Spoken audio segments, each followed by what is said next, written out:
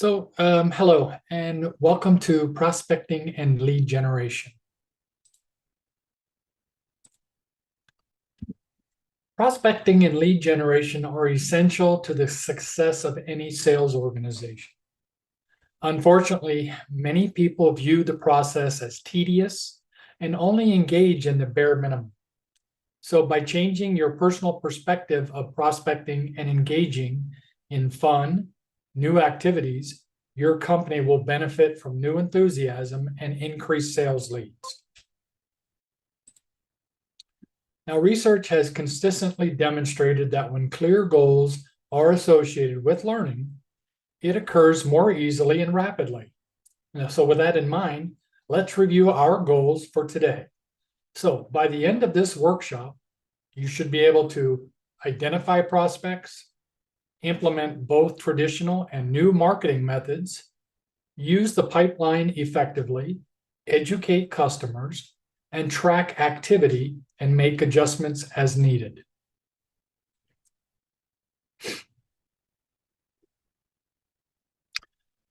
William Clement Stone said, "Sales are contingent on the attitude of the salesman, not the attitude of the prospect."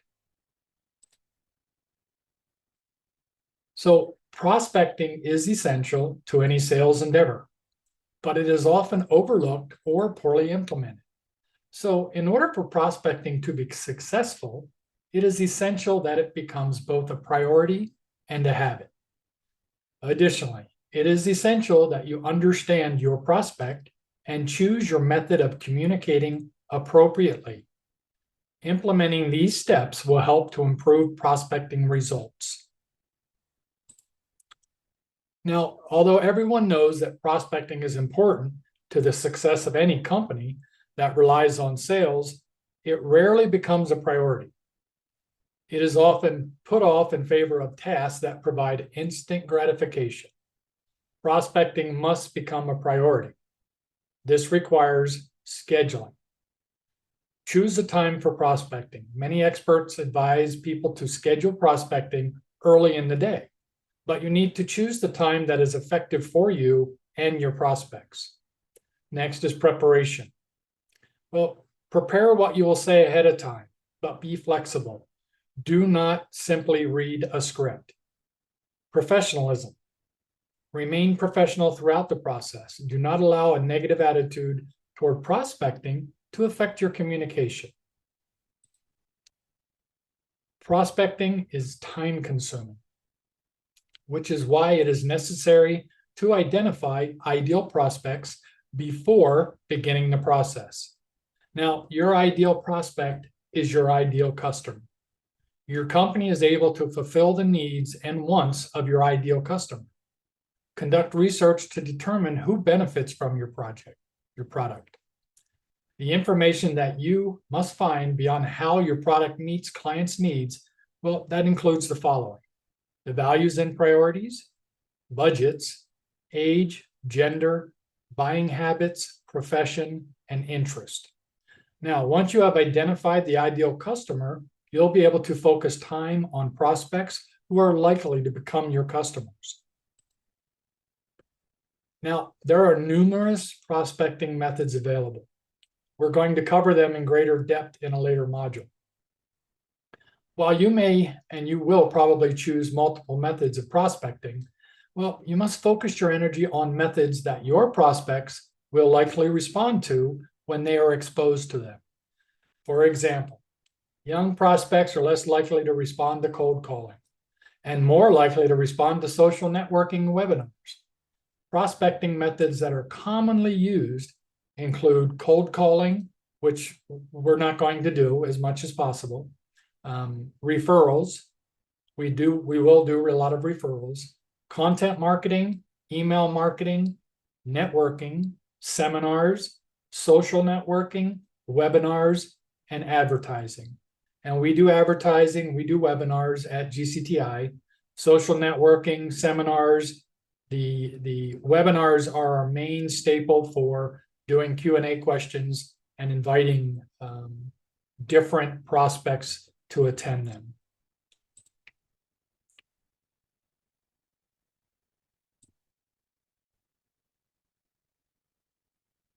So it is not enough for prospecting to become a priority. It needs to become a habit.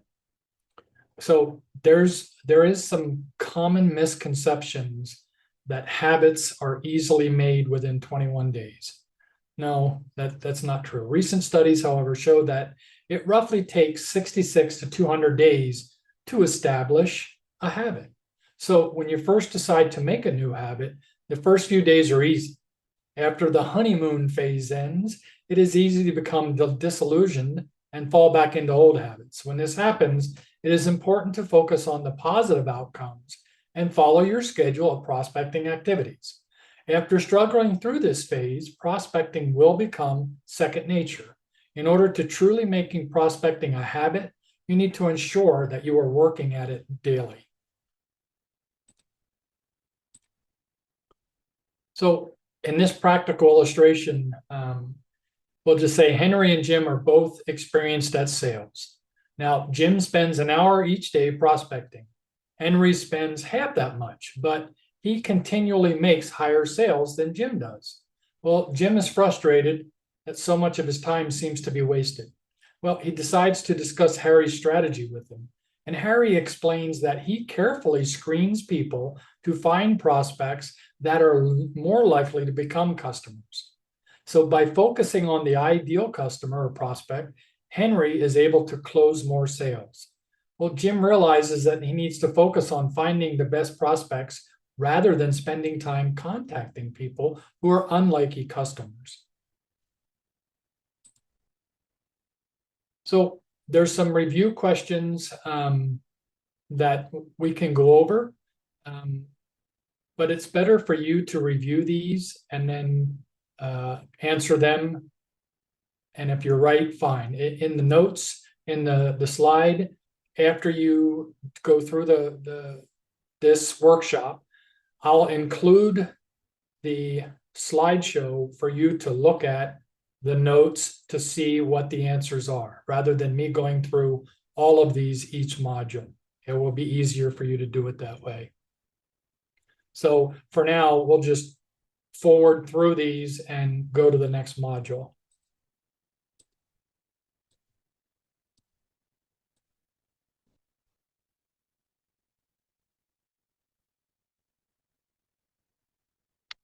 So module 3 starts out with Estee Lauder. Now, Estee Lauder is a brand name for, well, perfume. There's some makeup. And what she says is, I have never worked a day in my life without selling. If I believe in something, I sell it, and I sell it hard. The same with GCTI. I believe in GCTI, I sell it, and I sell it hard. Traditional marketing methods are tried and true. Well, they have been used for years, and they are still effective when done correctly. And so by blending traditional and newer methods of marketing to prospects, you'll improve your chances of success as you approach prospects and generate leads. Now, we use multiple social media platforms. And almost every day when we post, we do see people that like or become, I guess, followers. And you can look back through those and see who it is that's following you, and you can actually reach out to that person to see if they are interested. That's one way to generate your prospects. And most times it's just to start out with a, hi, how are you doing? Something like that. These are the traditional marketing methods. There is CRM platforms, and we'll get into those later, where we'll set up marketing strategies to specifically target the ideal market group that we're going after. But for now, never discount such ideas like cold calling or email or, trade shows. We will be sending our brand ambassadors to different shows. As a matter of fact, we have a workshop coming up in LA, and we will be doing some marketing and some prospecting there as well. Now, I said we weren't going to do much cold calling, but I still want to go through it. The success of cold calling often depends on the attitude of the caller. Well, a salesperson who does not believe in the effectiveness of cold calling is not going to project the confidence necessary for success. So what that means is Maintaining a positive attitude will go a lot further than you think. Cold calling has become increasingly difficult, but it is worth the reward if you understand the target audience and market. Do not expect to close a sale with a cold call. While sometimes it's likely to happen, the purpose is to actually connect with the prospect.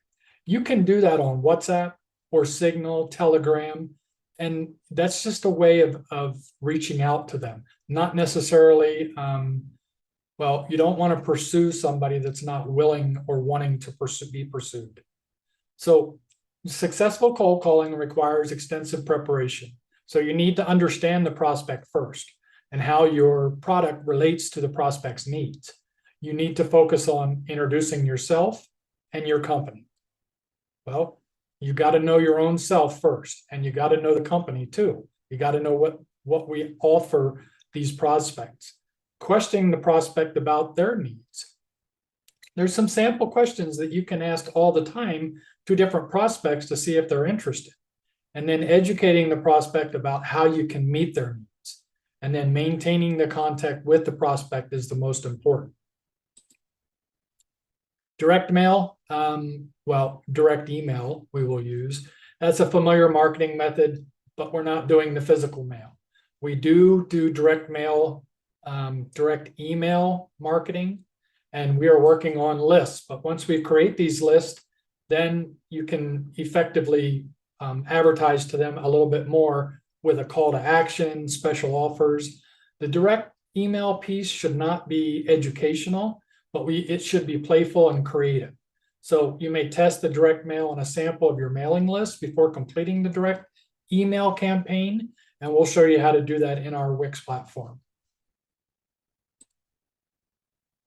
Now, many companies can benefit from trade shows, and for us, we're not necessarily going to many trade shows, but they will be educational career fairs.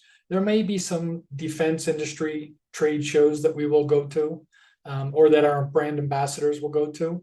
And so there's a few steps that you can take to ensure that you benefit from the experience, right? Now, many companies can benefit from what I was saying, trade shows. A trade show is a wonderful venue for meeting new prospects, but trade shows are typically crowded, which means that there is great competition. Now, there are a few steps you can do to ensure that you benefit from the experience. Plan in advance. This includes finding the booth space you want to go to, choosing how to decorate it so that there are no surprises, and you also need to choose highly energetic people to handle your booth. Create goals. Do not simply show up.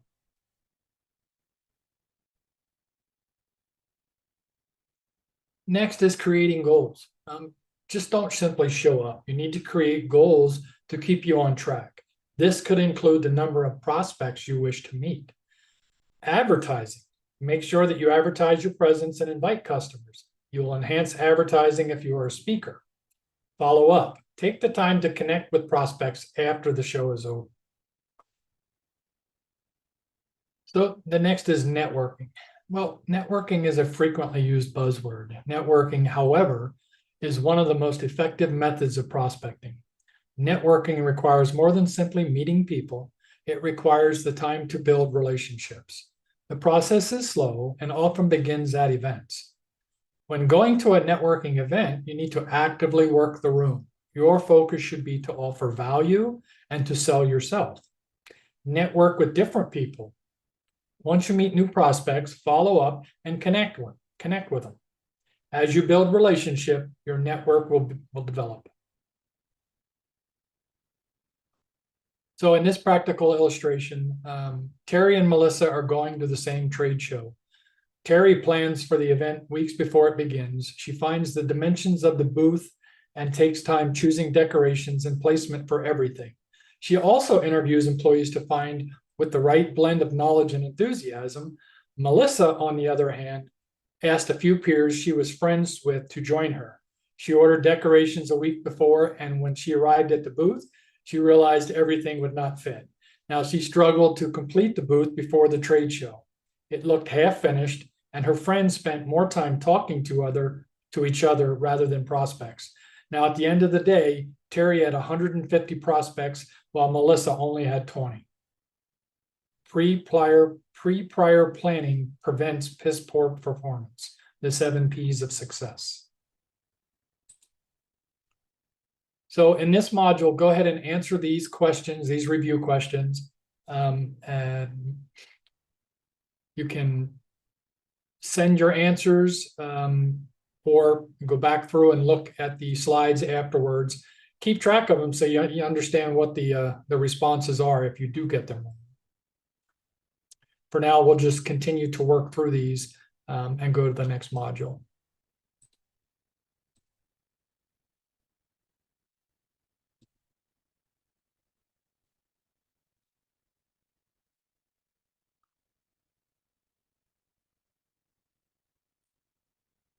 Business only has 2 functions, marketing and innovation. In this module, we'll talk about new marketing methods. As technology changes, so do the marketing methods used. Some newer marketing methods, such as social networking, will be very familiar for many of you. Search engine marketing may be less so. When you combine the newer marketing methods with the traditional ones, you have the opportunity to make the most of your marketing strategies. Social networking is commonplace in the modern world, and it is rapidly growing as a method of advertising. And there's different methods of advertising on social media. You can advertise promotion directly to followers. That's what we do mostly. Or you can place ads on social media networks. Popular networks are Facebook, Twitter, and LinkedIn. Advertise on social networks does cost, so it needs to be considered in the advertising budget. For example, you can promote tweets for a price or place ads on Facebook that target specific demographics. LinkedIn also offers company promotions or pay-per-click ads. Pay-per-click ads are more expensive than promotions. Now, search engine or marketing, which is SEM, increases the visibility of your company online by advertising and optimize the ranking in search engine results.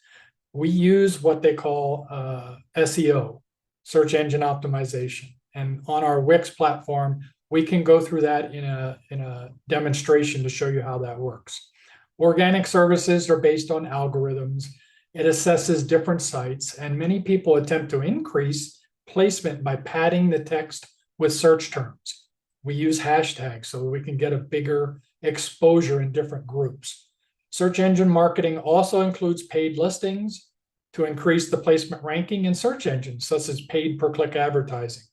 And when using the search engine marketing, you must know your audience and choose keywords that are less likely or likely to search. So implementing the keywords throughout the text, but make sure that the text is well hidden and the website structured correctly. Next, it's important to get the site indexed by Google. Ours is indexed, and we use their analytics in the background.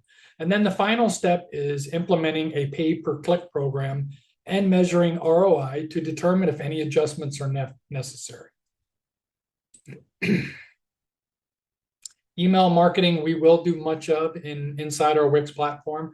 And most part, you guys won't have to do a lot of this. We'll do it already. It's already set up in a marketing strategy to the specific audiences that we're looking for. For our brand ambassadors and for our enrollment specialists, these things for you mean you're looking at these places. You're looking to see who's liking it. You're looking to see who are following and if they can become a prospect. We have probably anywhere from 50 to 100 leads a day on our social media. We just increased our reach on Instagram by 50 new followers this last month. And so every single one of these followers should be a prospect. Every one of the Facebook followers we have should be a prospect. We currently have about 20,000 or more, 23, 24,000 followers on LinkedIn. And all of those folks, most of them could possibly be a prospect. We just have to get on there and look at these things. you can't just wait for somebody to reach out in the chat or something like that. Most of the times, yes, they want information. You can say hi and start the process, but you still need to get them into our funnel. And, when we do the email campaigns, we're now crafting those a little bit more, a little better with using AI and creativity. And the designs are depending on whether it's for an event or whether it's for the school coursework itself, either for our GCTI coursework or our Paris coursework. So part of knowing enrollment is also knowing what it is we offer. And then you can we'll create those designs. There's different ones we've used in the past. And well, it's time for the enrollment team to start using them again. Display advertising, well, it's alternative to basic text advertising. We're going to skip that for now. Mainly the marketing department does take care of all the methods of advertising. And the illustration here is that John wants to market the company online, and he hires Gary to complete the project. Well, Gary was given a small budget, and his bonus was based on being able to stay below the budget. He decided to focus on social network advertising and email campaign and display advertising. To save money, he did all the work himself. John monitored the results over the next 6 months, and the email campaign made a 20% ROI. The social network ads earned 10% ROI. The display advertising, however, lost money. John chose to end the display advertising campaign. We have to be able to look at the different methods of marketing that we're using for advertising, and then look at these over a period of time to see which ones are more effective, which ones are we getting a better return of our time and investment in that. So we'll do that over a 6-month period like we just completed.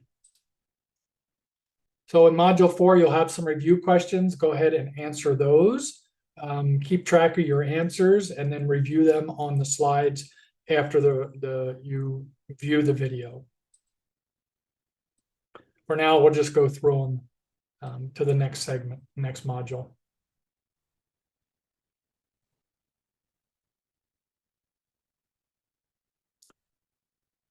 Mary Kay Ash said, a mediocre idea that generates enthusiasm will go further than a great idea that inspires no one. That's true. Generating new leads requires gaining the trust of your prospects. It is not enough to have an online presence. They need to see you as a brand they can trust. Trust in a brand is created by showing expertise using blogs, webinars, videos, and other tools. I do this all the time. That's how you build trust in a brand. You, enrollment and brand ambassadors, are going to have to start building your own brand that people can trust. It's simply, you have to do the expertise and show them in your blog posts, in your webinars, in your videos, and other tools that we have for you to use. So never underestimate the power of branding. Your brand is how your customers view you, so it needs to be authentic. Begin by defining your brand. Review your company's mission statement. What is the company's goals? It's right on our website, what our mission, our vision, and who we are. Our products are there. You have to determine how the product benefits the customers. Choose how you want the customers to see the company. As luxurious, as reliable, as affordable, trustworthy. And once our branding is already done. So it is important that we express it clearly, integrate it into every aspect of your business. This includes the voice and communications, the decor, and employee activity. For example, you would not want to write a casual communication for a luxury retail brand. Make sure that the brand is communicated in the advertising. This includes marketing materials, logos, and taglines. Once the brand is communicated, you need to be consistent in the execution. Webinars. We do webinars all the time, and they're great to use for generating new leads and demonstrating our experience. We also need to help you generate your experience. And webinars require a great deal of work and preparation. It's not just you're going to tag along when we do a webinar. There must be something specific, time set aside for you to prepare, for you to do your sales pitch for the products, for the coursework that we're offering. We do use Zoom, and probably Zoom is the best one. We will go live sometimes on YouTube. And I think we've done well over 130 webinar and meeting topics within the last couple of years. I know for a fact that we did 12 or 13 webinars that were very successful. And we advertise these webinars. We use social media, we use ads, blogs, newsletters. The webinar needs to be prepared well in advance and completed flawlessly. A well-executed webinar should be rehearsed. Additionally, the technology needs to be tested beforehand to ensure that there are no surprises. Blogs are effective marketing tools. Now, blogs can be written or done on video. So anyone can create a blog. Do not create a blog unless you are committed to it. Blog posts need to be well written or filmed and should be updated regularly. Your content should show your expertise, engage your audience. Now, increasing blog exposure, well, that's comments on other blogs. Ask for comments, guest blogs, make the link easy to share, and choose the topics that customers are likely to search. You can do that by hashtags. Many companies do benefit from creating videos. We do it all the time, and they may be entertaining or educational. When you create videos, however, it is important that you make the quality videos so that they can become visible in the rankings. There are specific steps that must be taken to create effective and engaging videos, and we'll talk about that in a later session. Most of it is that great videos that will appeal to your audience. You're to introduce your topic immediately. You're to spend adequate time planning the production, and then choose intriguing titles that are likely keywords in search engines. In this illustration, we'll look at Max decided to create a blog and generate new leads.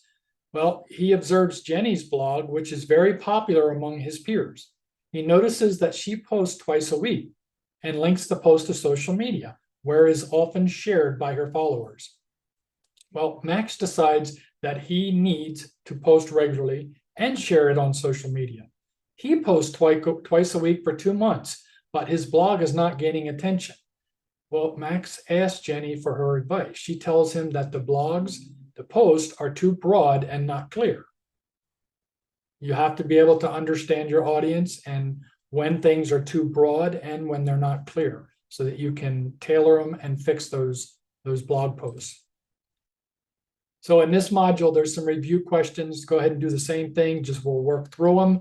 You go ahead and answer them, and then look at the slides later to see if you answered them correctly.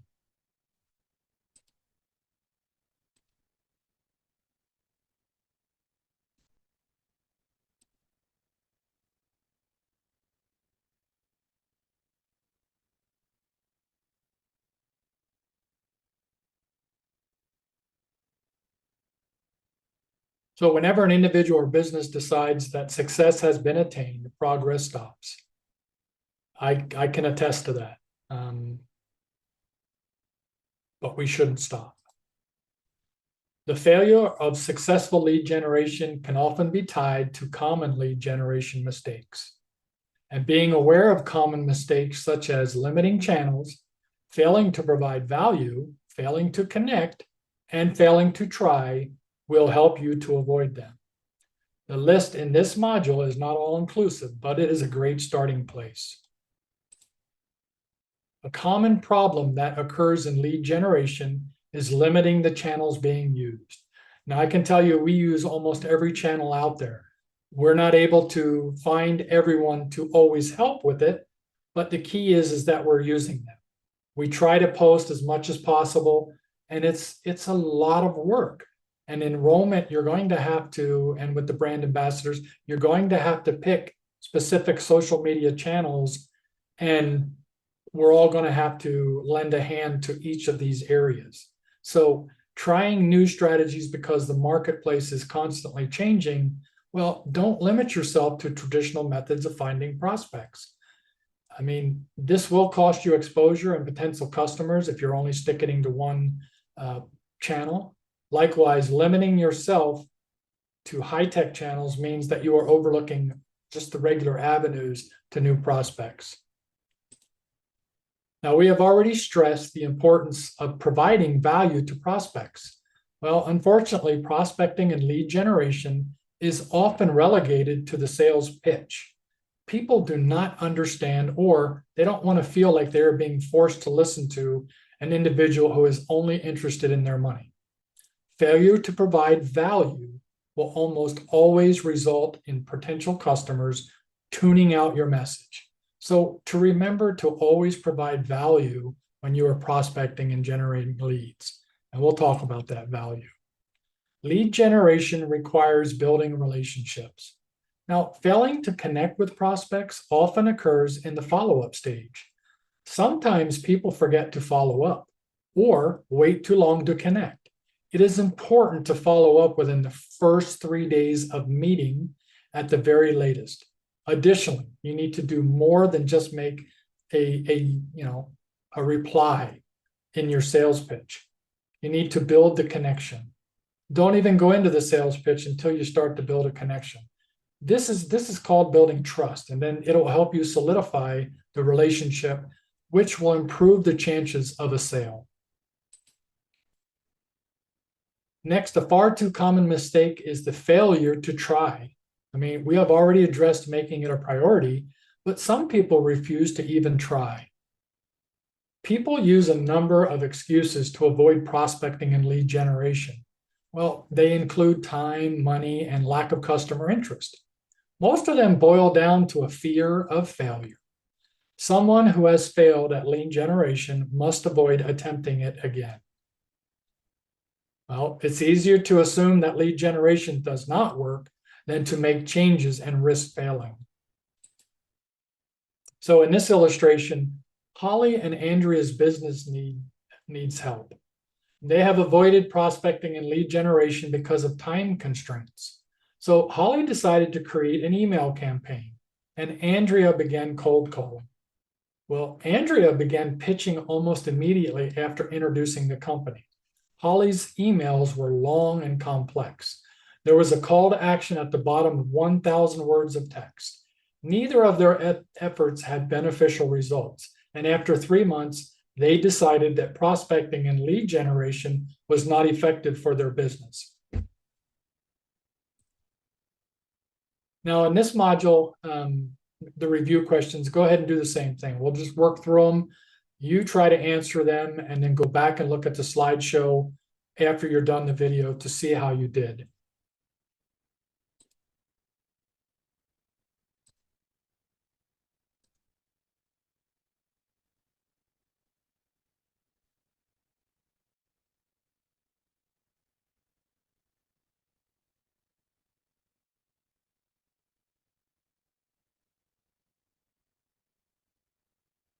Sales are contingent on the attitude of the salesperson, not the attitude of the prospect.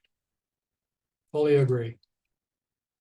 So part of developing the relationship with potential customers requires educating them about you and your company. Sharing knowledge and displaying expertise by creating content and standing out from the competition, filling needs, and delivering on promises will develop trust with customers and expand the customer base. Never underestimate the importance of creating impressive content. Well, in order for content to be effective, however, it must be professional and informative.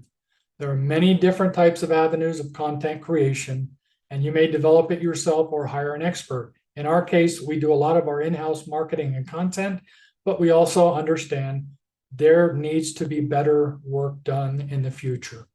A lot of that content is from our newsletters, We do case studies. Our vlogs have just started, podcasting, webinars, social media, interviews, and books. Now, once you've created content, we need to do everything that we can to share it. Apply the skills and marketing methods to help spread your knowledge. And then standing out from the competition relates back to branding. And remember that your brand is your public image. Your brand will help differentiate you from the competition.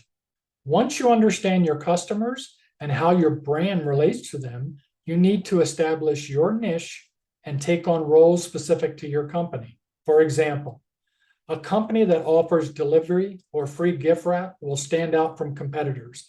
And once you know how to stand out from your competitors, you must advertise it to the prospects. As we have already established, you will never develop prospects without establishing value for your customers.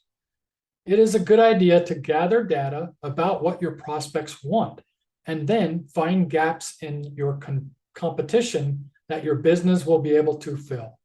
You can improve customer service if your prospects has a problem with the customer service of your competitor. Once this is done, you must educate your prospect about the ways in which you can fill their needs. Well, part of educating customers is showing that you always deliver on your promises. Customers will share their experiences, and it will damage your chances with new prospects if you develop a reputation for not keeping your promises. The best way to deliver on your promises is to avoid overpromising. Now, while you should go to the extra mile for your prospects and customers, never make promises you know you can't keep. If you develop a reputation for keeping your promises, you'll improve your standing with your prospects. In this illustration, Heather is having trouble pulling new customers to her business. Joe, her competition, seems to have very loyal customers who feel Joe is meeting all of their needs. Well, Heather investigates Joe's company to see what makes him so successful. She soon discovers that many customers are frustrated that his company closes too early for working parents. So Heather chooses to cater to the working parent, a large demographic in her area. She expands her hours and offers a delivery service for a fee. She educates prospects about her differences, and her sales increased by 20% in the first 3 months. So in this module, go ahead and go through the review questions, try to answer them, and look back through the slide show afterwards that we'll provide so that you can see how you did.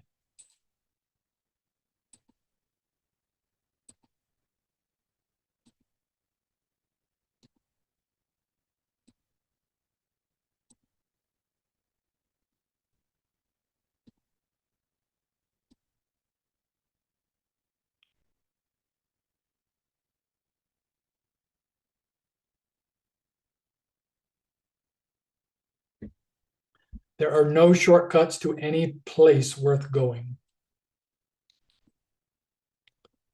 Module 8 is on the pipeline. Now, the pipeline should be a familiar term for anyone with sales experience. The sales pipeline has several basic steps: make contact, collect information, meet, make proposals, and close.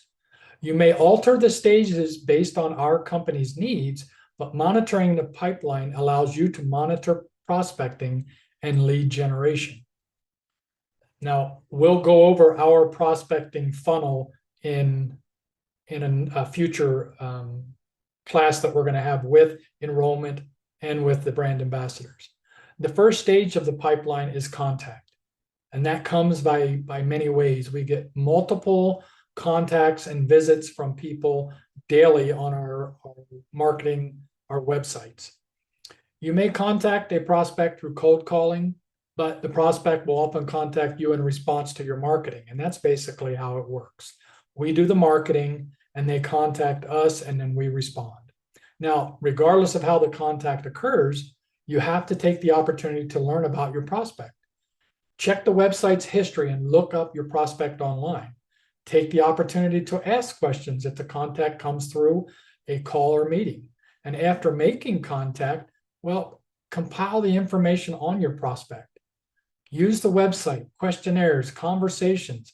Choose a method of storing information that works best for you, a database or even a spreadsheet. As you catalog information, organize them based on needs and interest.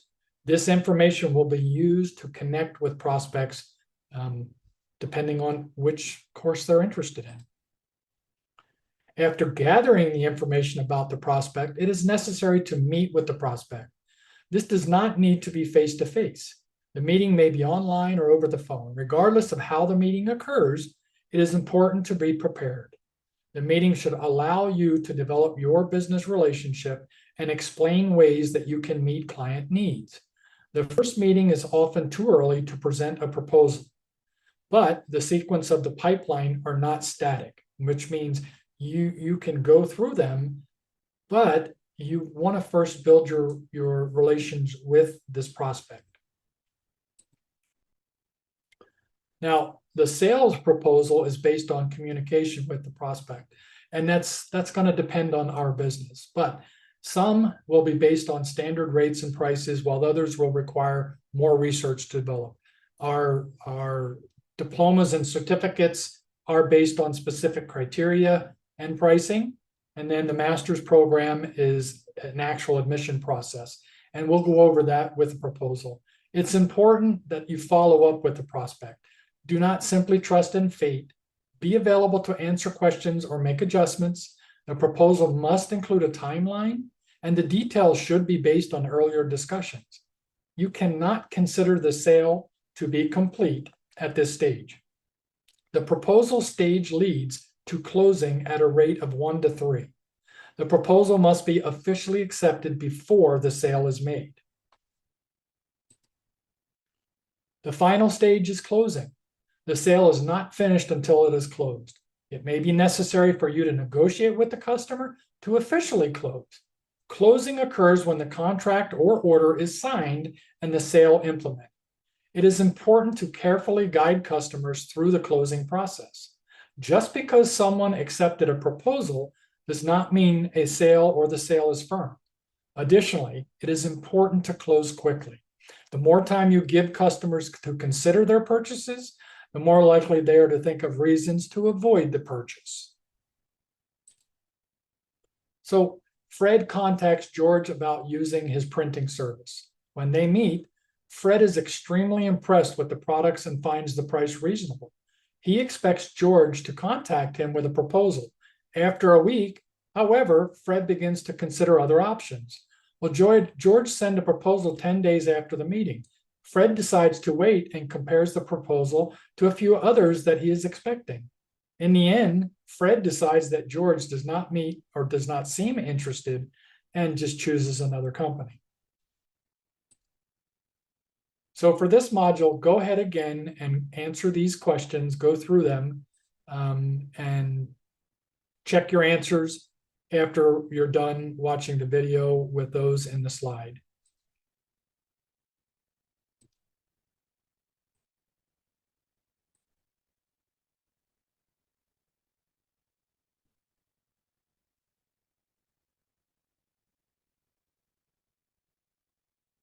You don't close a sale, you open a relationship if you want to build a long-term successful enterprise. And that's true. Never underestimate the importance of follow-up communication. And I've seen time and time again where people, they start a contact, they say hello, they ask the questions, and that's it. They never go back to the customer again. Even if the customer says, I'm not interested, you can always follow up with that customer. You should not allow too much time to pass between making contact with your prospect and moving them toward the customer status. Communication will help you better understand your leads and respond to their questions appropriately. Correct follow-up communication is essential to success. Now, as we have already established, you need to understand your customer base in order to meet their needs. It is not enough to research a generic customer base. You need to get to know your individual leads. You need to gather information and then pay attention to it. And follow-up communication is the perfect opportunity. Every time you follow up with a lead, take the opportunity to get to know them better. Well, there are steps that you can take to help you do so. Track what the lead looks at on your website. Make notes after contact. Send online surveys. Ask questions. Use social media to understand what the lead likes. And you can not stalk, but you go through their social media to see what it is they're posting or they're liking. Whenever you follow up with leads, it is important that you move quickly. Do not allow time to lapse after making contact. And if the customer makes first contact, respond as soon as possible. After your first discussion, you should follow up with the relevant information within 48 hours by phone, email, or social media. Now, you want to stay present in their minds, setting up a meeting as soon as possible. Establish the date.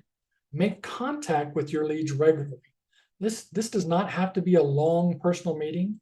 Maintaining contact is necessary because the probability of making a sale decreases subsequently 72 hours after the first meeting. So it is important to help the relationship progress without making the prospect feel rushed. So knowing how to respond, well, the success of a sale increases greatly when initial response is made between 5 and 30 minutes of the initial communication. Now, I know that means some people are monitoring social media. I'm normally monitoring our chat and other social media channels. But for you, it is important that you move quickly when responding to leads. And if you find them, you need to pick a time to be online so that you can see these leads coming in and respond quickly. Some companies use autoresponders, and we do too. We have some automatic responses that are made, and they're immediate, and it directs them to personal communication and people. So we do those, and we have a system that does that. So when responding to your lead, you should rely on your understanding of that person's needs. Start looking them up on social media, first of all, to see what it is and who they are. I mean, if you're trying to prospect for the master's program, but you look online on LinkedIn and they don't have a bachelor's, well, you should know that it's not going to work. So then your first thing is to go ask them about the lower division coursework, the diploma programs, stuff like that. Do your relevant research first before you make the first contact, but make the first contact quickly. Now, many people choose to base their response on scripts. Well, we tried that, and it does work for email marketing, but when you're talking to someone, they don't want you reading a script. They want you to just be genuine with them. So for us, we prefer that you not read scripts to people and you just get to know them. Find out what they're interested in. Find out how we can add value to their life. And then, regardless of which method you use, make sure that you get all the information on your lead. Now, hopefully, a follow-up will result in setting a meeting.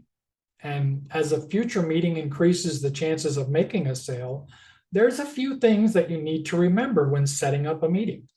Offering value is one of them. You need to offer a reason for the meeting, such as information, a free estimate, or a free workshop module. Be accommodating. Agree to the time and venue that your lead prefers. The meeting does not have to be immediate or in person. Now, time zones play a role in when you set appointments. Remember, set appointments out within 48 hours so that you have time to respond. And the time zone, we have time zones that are upwards of 15 hours apart. Keep trying. If the lead refuses to set a meeting, well, keep asking them when they want to. Don't just drop it. And if they don't respond after 3 or 4 times, but keep track of the information. Keep track that you tried to visit them a few times. Generally, leads come back. They do. They just may be seeing how approachable you're going to be or how persistent you're going to be. Excuse me. So in this illustration, William is interested in hiring a caterer and contacts Leanne via email. An auto response is sent back with the menu and prices that can be found on the website. Now, his email asked about dietary restrictions. Well, the first impression, that does not impress William. He decides not to pursue the company further. The next day, Leanne calls and leaves a message that answers all of William's questions. So after this follow-up, he decides it will be meeting with Leanne. It will be worth meeting with her. So that follow-up is just because you don't see it on the website, you should still follow up with them. If they say, I'm not interested, follow up anyway. Now in this module, go ahead again and go through them, try to answer them. And then when you're done with the recording, the video, go back through the slideshow and look at the answers to see how you did.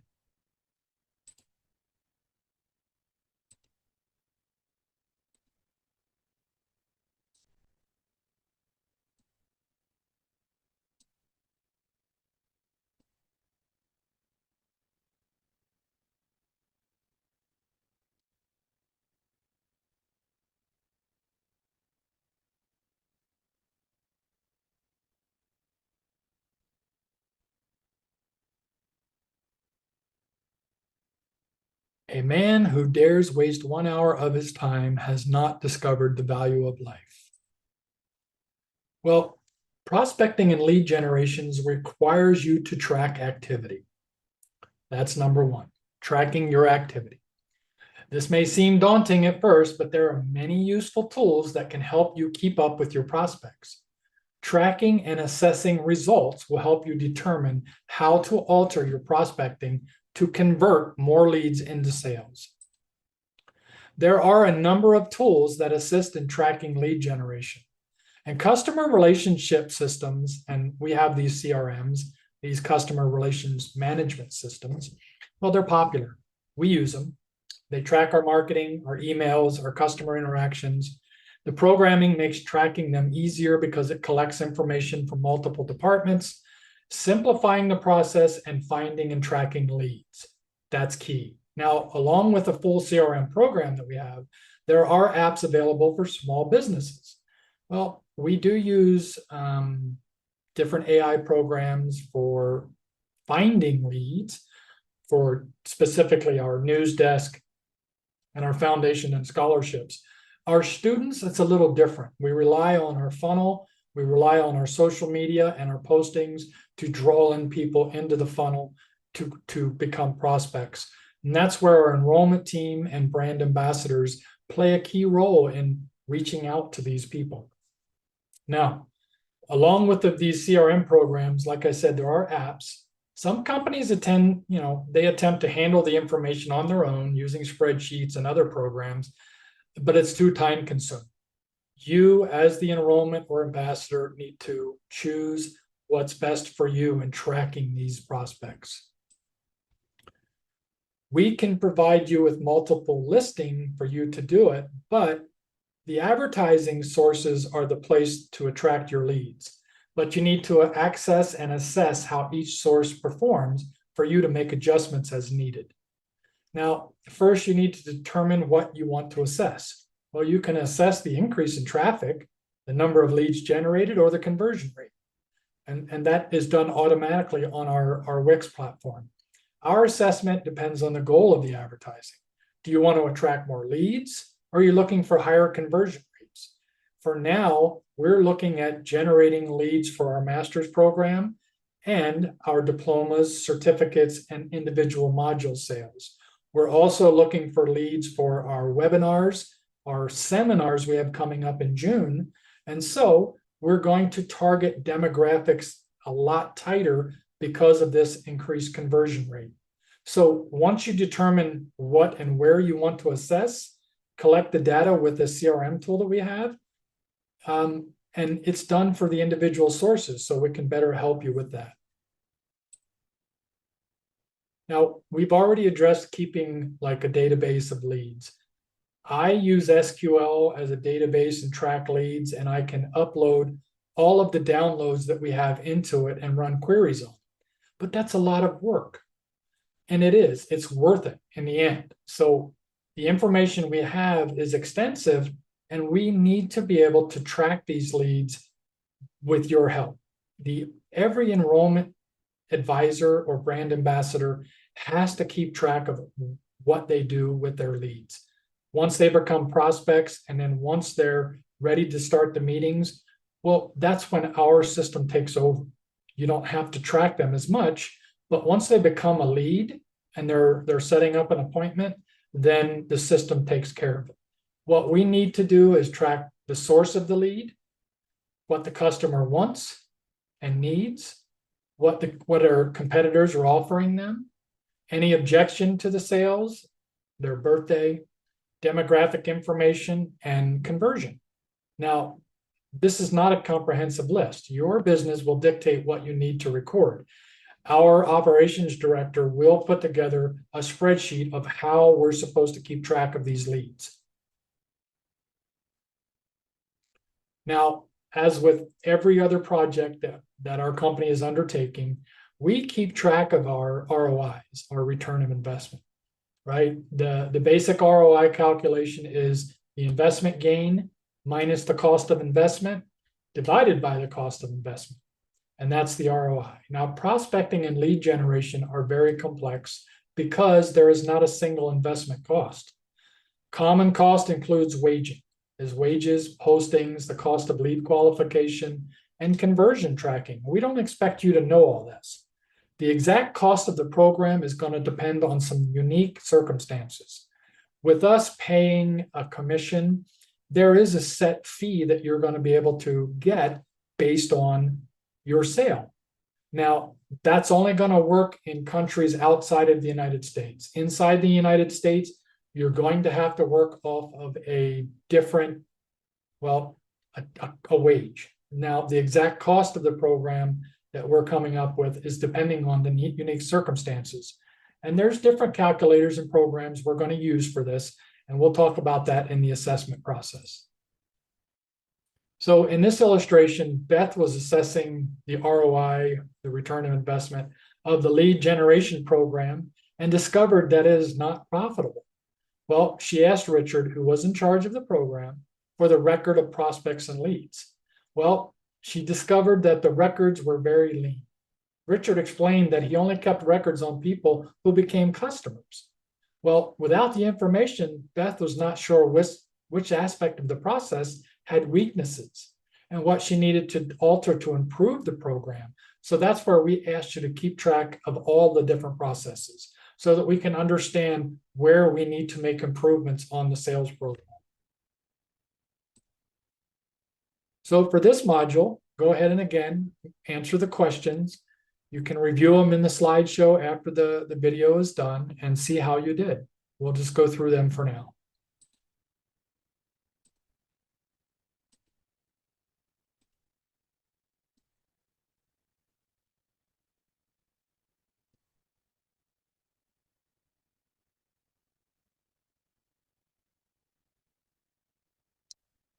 Make a customer, not a sale.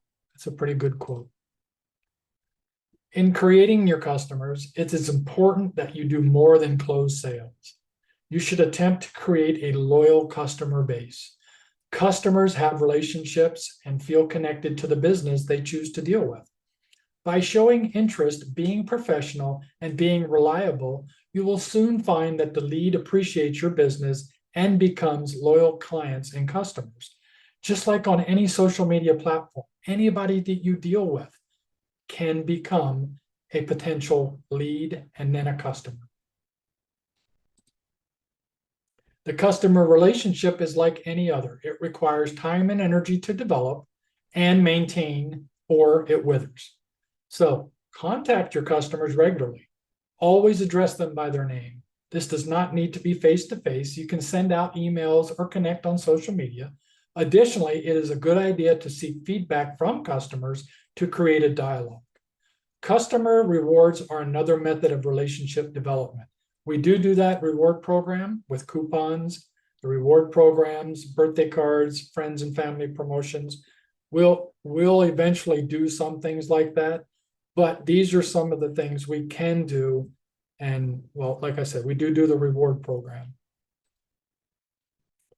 Customer relationships will turn sour when salespeople do not show genuine interest. People do not want to feel like they're viewed as walking debit cards. You will improve customer relationship by showing genuine interest in them. Be engaging. Ask customers personal details and remember those details. Do not limit conversations to business. Anticipate. As you develop a relationship with your customer, you will learn how to anticipate and fulfill customer needs. They may not be a customer today, but I have seen some of our customers who started maybe 2 years ago with interest who are now customers. Thank you notes and phone calls with text messages help customers feel appreciated, so follow up. That shows your interest. Now, while it is a good idea to be personable and inviting, you also need to remember to maintain your professionalism. Be courteous, keep your private life to yourself. Dress appropriate for your position. Do not become too familiar and avoid off-color jokes and comments. Customers trust companies and individuals when they show reliability and integrity. Now, integrity displays morality and honesty. For example, a company that mislabels the price to the benefit of the customer will display integrity by honoring the price and taking the financial loss. Reliability means that the customer can expect a consistent experience when dealing with your company. Your prices will be consistent and any changes explained and announced. Employees will be courteous and attentive, and the quality of the service and product will be uniform time and time again. So in this illustration, Rose was a new customer at Daisy's Florist. Her first purchase had gone smoothly. She placed another order, but she was informed that the flowers she wanted were not available due to a failed delivery. Well, Daisy offered to give her a discount and place more expensive flowers in the arrangement to cover the inconvenience. Rose was initially disappointed, but she appreciated Daisy's willingness to take a financial loss for something beyond her control. Rose placed a standing order over the next year. So for this module, go ahead and go through the questions again, answer them, and then review the slideshow to see how you did on your answers.